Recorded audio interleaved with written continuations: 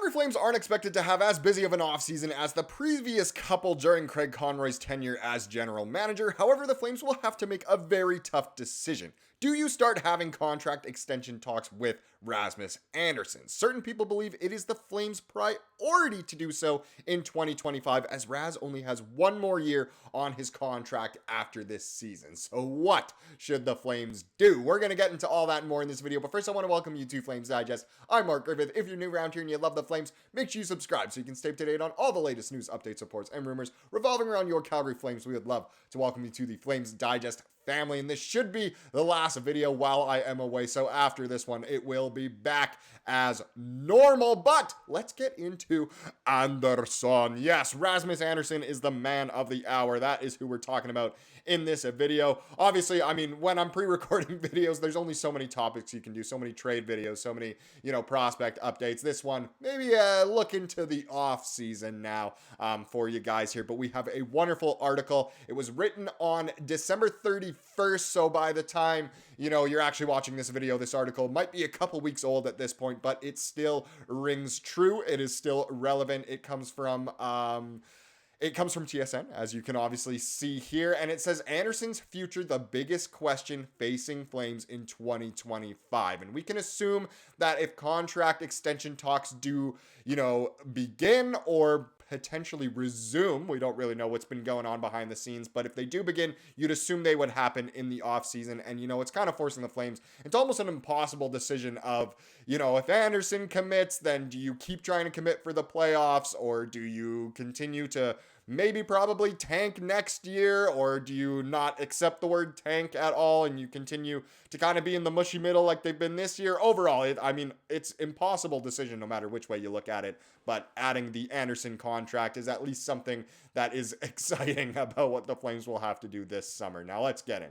While the Flames hope to continue proving people wrong in the new year, there's an important conversation to be had about the future of one of their best players. The biggest question facing the Flames in 2025 will be if they can convince number one blue liner Rasmus Andersson to commit his long-term future to the organization. And that's extremely true. Andersson would be the number one guy for the foreseeable future if he does decide to stay. So while the Flames are kind of forced into an impossible decision, Andersson kind of is too. He needs to know if the team, kind of what just the plans are for this team. The 28-year-old defenseman can become an unrestricted free agent in July of 2026. General Manager Craig Conroy's top priority has to be to get Andersson's signature on an extension when he is eligible to sign on July 1st, because we obviously saw what happened last year when players weren't signed before the season started, and then they all left.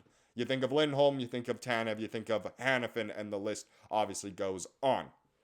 Andersson will be on Sweden's Four Nations face-off squad and has slowly blossomed into a bona fide top defenseman after the Flames drafted him in the second round in 2015. Andersson made his debut 2 years later and has steadily risen through the organization from AHLer to sheltered bottom pairing defenseman to franchise pillar, to staring down the opposing fans and just being part of the funniest Yule log stare down video you'll ever see.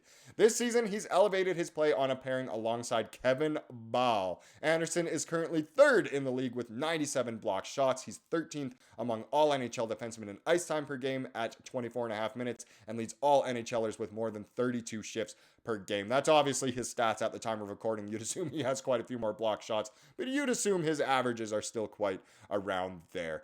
Conroy needs to sell Andersson on his vision of the future for the Flames franchise and what they hope to build, both in the Saddle Dome and the club's new arena, which is expected to open for the 2027-28 campaign. And that is the key of this entire video, of the entire offseason, really, when it comes down to it. He needs to sell Andersson on his vision of the future.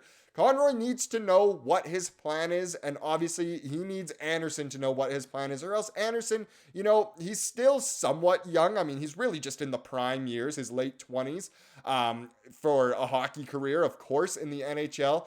But he could still want to rather contend than knowing that the Flames are going to be really bad. Now, If we know that Andersson isn't going to sign an extension, then Conroy will do exactly what he did with the other guys, like I said before, with Lindholm, Hanifin, Tanev, and he'll want to trade him. But it won't happen this season. It will obviously happen in the next season, because that's when he will obviously still be on contract. So it's interesting to know that that will be kind of the biggest thing that happens this summer. I mean, who knows? Maybe we'll see a blockbuster trade or a huge signing or something, but that is kind of the key we're looking at going into July. Now, Conroy has been on the job since May of 2023 and has done an impressive job in building out Calgary's prospect base, investing in analytics and scouting, and quieting the noise around player departures. He's also vowed that the club will not tank or enter a full rebuild. This season, the Flames are playing better than many expected and nearing the season's halfway mark. Might be the halfway mark by the time you're watching this, but are firmly in the playoff chase. Calgary's veterans, including Andersson, have bought into head coach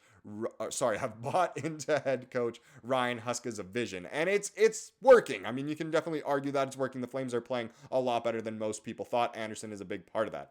Signing Andersson to a long-term extension would be a massive coup for the franchise. He was drafted and developed by the organization, is seen as a legitimate top-pairing blue liner around the league, and would have plenty of suitors if he made it to the open market. The Flames do not want him to go for free.